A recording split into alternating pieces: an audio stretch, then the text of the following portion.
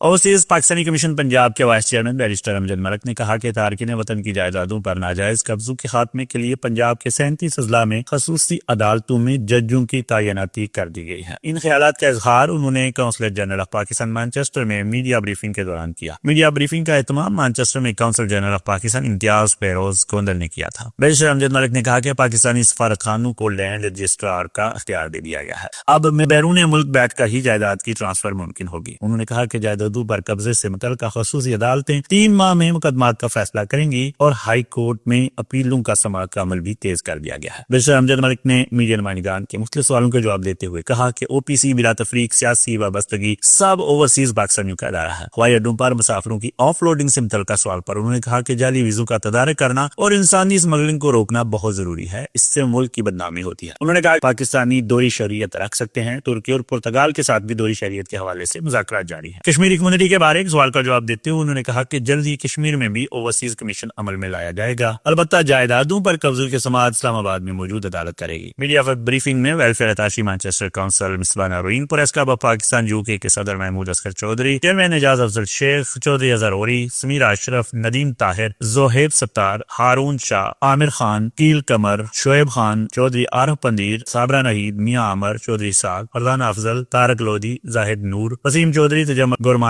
इल्ताफ शाहिद समेत दीगर सहाफियों की कसीर तादाद शरीक हुई। आखिर में consul general Imtiaz furrows Gondal ने कहा कि ओवरसीज पाकिस्तानियों की खिदमत के लिए अनथक कोशिशें जारी रहेंगी। उनका कहना था कि इस ब्रीफिंग का मकसद ओपीसी की खिदमत से आगाह करना था ताकि ज्यादा से ज्यादा ओवरसीज इनसे इस्तेफादा करें। इस मौके पर सहाफियों के लिए कौंसल जनरल ऑफ पाकिस्तान की जानिब से खुसूसी अशाइया का भी एहतमाम किया गया था। जज्बा न्यूज के नुमाइंदगान शोएब खान, ज़ोएब स्टार कश्मीरी और ब्यूरो चीफ जज्बा न्यूज मैनचेस्टर आमिर खान से बात करते हुए बैरिस्टर अमजद मलिक और कौंसल जनरल ऑफ पाकिस्तान का क्या कहना था, जानते हैं इस रिपोर्ट में। Assalamualaikum. My name is Shoaib Khan, the English-speaking correspondent from Jazba News in Manchester. I've got Amjad Malik, the Vice President of the OPC, here with me. Amjad Malik Saab, I'd just like to congratulate you on the fantastic briefing that you've given to the whole of the press club. Me as a British citizen, as a Pakistani born and bred in the UK, we face many challenges, in Pakistan when our elders pass away, when there's disputes over, land, property, over accounts though. What would you like to say to the youth that are born and bred in the UK about the avenues that they have and how to put their complaints forward in Pakistan? Thank you, Shoaib Khan. I think British youth is intelligent enough that they can explore Tunisia, Morocco, Turkey. They should at least explore Pakistan. Their experience sometimes is limited to their area of origin. They sometimes do not explore Pakistan properly. And I think they should go Gilgit, Naran, Murree. They should explore the urban cities of Karachi, Lahore, Islamabad. They should take Pakistan as a, tourism destination like Morocco, like Tunisia. Only then you learn what Pakistan offers. And for intelligentsia, for people, educated people, for professionals, there is a lot to offer. And I think we are trying to streamline. Agree, there may be grievances. Direct flight has started. There may be complaints of the land disputes. A father dies. You don't know how to distribute the land, and this. We are trying to facilitate them through Overseas Commission Punjab, through Overseas Pakistani Foundation, through OPC, future inshallah in Mirpur Azad Kashmir, and then they should avail these opportunities, use the services, give us feedback, and make it more improved service. So I just want for you to reiterate. So say, for example, if somebody's mother or father has passed away in the UK, what would be the next steps for them? For example, they might not have been to Pakistan, or they might have been very now the services are becoming electronic. Yeah. So how would they know? How you would can they do a succession certificate sitting here Okay. through Nadra. Once you have this succession certificate, you can e-transfer the property onto your siblings. Okay. So how would they know what property they have, what land they have? How would they understand that? You spoke about it earlier. London is in a prized position. You can go to the consulate or in the High Commission in London through biometric. They will be able to tell that what land is on your name or on your father's name.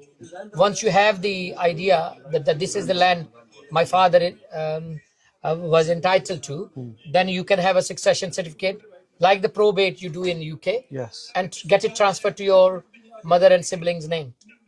Thank you so much. MashaAllah, it was very clear, very transparent, and I hope that makes it very clear for the British Pakistanis in the UK.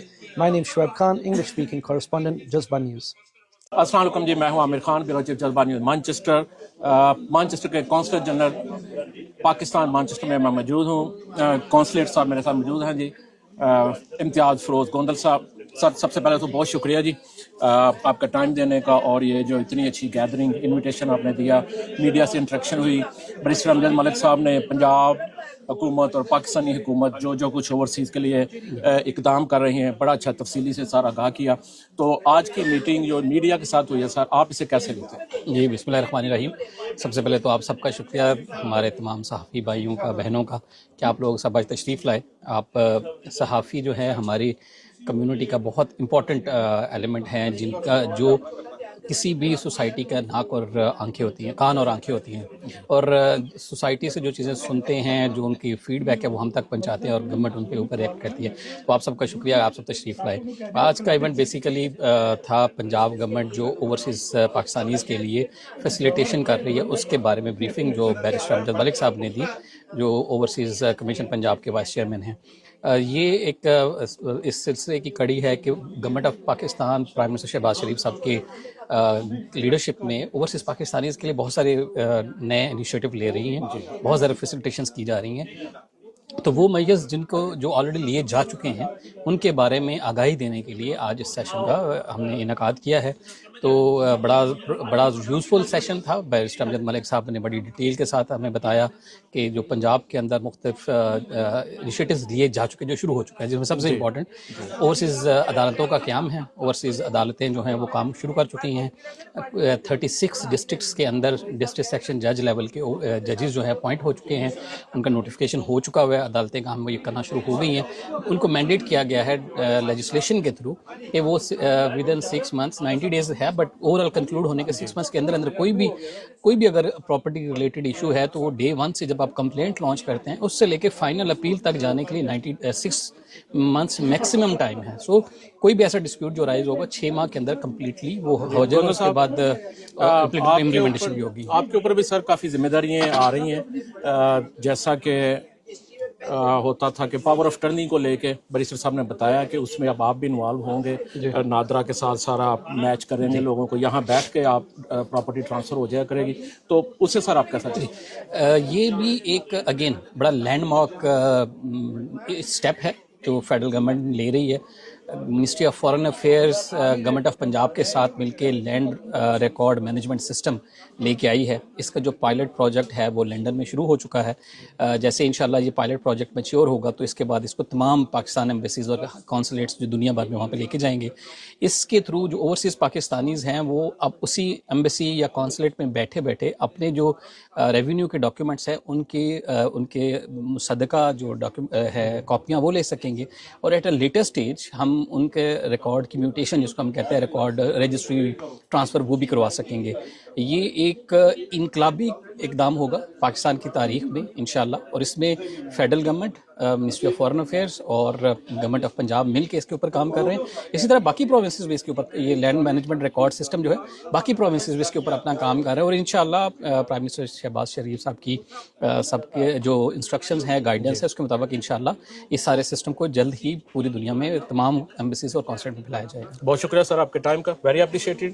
جو question answer کا سر session ہوا وہ بھی بڑا اچھا رہا، بڑی detail کے ساتھ بیرسٹر صاحب نے، آپ نے بھی بہت اچھا ایکسپلین کیا. Thank you very much. Thank you very much, آپ سب کا شکریہ. جی بالکل، میں موجود ہوں اس وقت council general of Pakistan Manchester میں، اور میرے ساتھ اوورسیز پنجاب کمیشن کے وائس چیئرمین بیرسٹر امجد ملک اور کونسل جنرل آف پاکستان امتیاز فروز گوندل موجود ہیں. آج انہوں نے یہاں پر صحافیوں کو بریفنگ دی ہے. سب سے پہلے اس کے متعلق بتائیں کہ یہ کس متعلق بریفنگ تھی؟ دیکھیں، سم ٹائمز حکومتیں کام کر رہی ہوتی ہیں اور کام آپ تک پہنچ نہیں رہا ہوتا. تو یہ امتیاز گوندل صاحب کونسلیٹ جنرل آف پاکستان کی بہت ایک اعلیٰ کاوش ہے کہ وہ آپ تک لے کے آئے ہیں کہ یہ سروسز جو ہم کر رہے ہیں یہ آپ کو پتہ ہو اور صحافیوں کے ذریعے عام پبلک تک یہ انفارمیشن جائے. عدالتیں لگ رہی ہیں, لینڈ رجسٹریشن پروجیکٹ لگ رہا ہے, اوورسیز کے لیے 1 ونڈو فیسیلیٹیشن ڈیسک بن رہا ہے, ایئرپورٹ کے اوپر چیزیں کر رہے ہیں. تو یہ چیزیں وہ ہیں جو آپ کو پتہ ہونی چاہیے. کمپلینٹ پورٹل بنا رہے ہیں کہ گھر بیٹھے آپ آن لائن شکایت درج کر سکیں, جو 24 آور ہیلپ لائن بنا رہے ہیں. تو یہ وہ چیزیں ہیں جو آپ کو پتہ ہونی چاہیے, اسی لیے آج کی یہ اویئرنیس کیمپین تھی. اچھا, برطانیہ میں موجود اوورسیز پاکستانیوں کے لیے پاکستان میں خصوصی عدالتوں کا انعقاد ہو رہا ہے. اس میں برطانیہ میں آزاد کشمیر کے لوگوں کی کثیر تعداد ہے, کیونکہ آپ اوورسیز پنجاب کمیشن کا وائس چیئرمین ہیں, تو اس میں آزاد کشمیر کے لوگ بھی فیسیلیٹ ہوں گے یا پھر صرف پنجاب کے جو اسپیسیفک لوگ ہیں جو برطانیہ میں رہتے ہیں وہی فیسیلیٹ ہوں گے؟ دیکھیں, میں vice chairman overseas commission Punjab بھی ہوں, but also I am a chief coordinator to foreign minister of Pakistan. So پورا ہی دنیا میں جہاں بھی اوورسیز والے بستے ہیں تو ہماری ذمہ داری ہے. اور اوورسیز کمیشن آزاد کشمیر ایک دفعہ پہلے بھی بنا تھا, کوشش کریں گے کہ دوبارہ ریوائیو ہو. اور جب تک وہ نہیں ریوائیو ہوتا یا وہاں عدالتیں نہیں بنتی تو وہ جو اسلام آباد میں عدالت لگی ہے اوورسیز کی, اس سے استفادہ کر سکتے ہیں اور اسی کی اپیلنٹ باڈی سے جو ہے وہ داد رسی کے لیے رجوع کر سکتے ہیں. لیکن ساتھ ہی ساتھ آزاد کشمیر میں پورا ایک عدالتی نظام کام کر رہا ہے. کوشش کریں گے کہ اسی میں اگر ٹائم بار ایکسرسائز ہو تو جب تک آپ کی خصوصی عدالتیں نہیں لگتی تو ان عدالتوں سے داد رسی کے لیے رجوع کیا جا سکتا ہے. اچھا جی, ایک عام اہم سوال ہے منچسٹر کمیونٹی کی طرف سے. پاکستان سے جتنے بھی منسٹرز آتے ہیں, وزیر اعظم ہو, ڈپٹی پرائم منسٹر ہو یا جتنے بھی اعلیٰ شخصیات ہیں, وہ لندن سے ہی چلی جاتی ہیں. کیا منچسٹر میں وہ نہیں آ سکتے یا کس وجہ سے نہیں آتے؟ کیونکہ آپ ریپرزینٹر ہیں. ضرور آئیں گے, لیکن آپ دیکھیں نا, آپ کی کنگ, آپ کی کوئین, آپ کے پرائم منسٹر, آپ کے تمام منسٹرز, آپ کی ہاؤس آف کامنز لندن میں ہے. تو لا محالہ کیونکہ سرکاری جو میٹنگز ہونی ہوتی ہیں وہ کیپٹل میں ہونی ہوتی ہیں, اس وجہ سے تمام کیپٹل میں منسٹرز یا پرائم منسٹرز جاتے ہیں تاکہ ان کا وقت ضائع نہ ہو اور وہ وہاں مل لیں. لیکن وہ بہت کثیر تعداد میں ڈائسپورا ہے یہاں, منسٹرز یہاں آتے رہتے ہیں. میں سمجھتا ہوں یہاں پریزیڈنٹس بھی آئے ہیں, منسٹرز بھی آئے ہیں, اوورسیز کے وزیر بھی آئے ہیں. میں نے تو اوورسیز کے وزیر کے ساتھ اسی کونسلیٹ میں کھلی کچہری کی ہوئی ہے. تو یہ نہیں ہے کہ وہ نہیں آتے. اور میرا خیال اسی دور میں وہاں فیڈرل منسٹر اوورسیز تھے جو تمام کونسلیٹ میں گئے تھے پورے یو کے میں, تو آتے ہیں. ابھی چیئرمین او پی ایف آئے ہوئے تھے, پی آئی اے کی جب فلائٹ رواں ہوئی ہے, تو لوگ آتے ہیں. لیکن یہ نہیں ہے کہ روٹین میں نہیں آتے. کوشش کریں گے کہ سالانہ کوئی نہ کوئی منسٹر ضرور آئے. اور اچھا سر, آپ نے بریفنگ میں ذکر کیا لندن کے جو صحافی حضرات ہیں کہ ان کے اندر اتفاق ہے, لیکن جو لندن کی صحافی برادری ہے اس کو پورا برطانیہ اور پورا پاکستان جانتا ہے کہ وہ کس طریقے کی صحافت کرتے ہیں.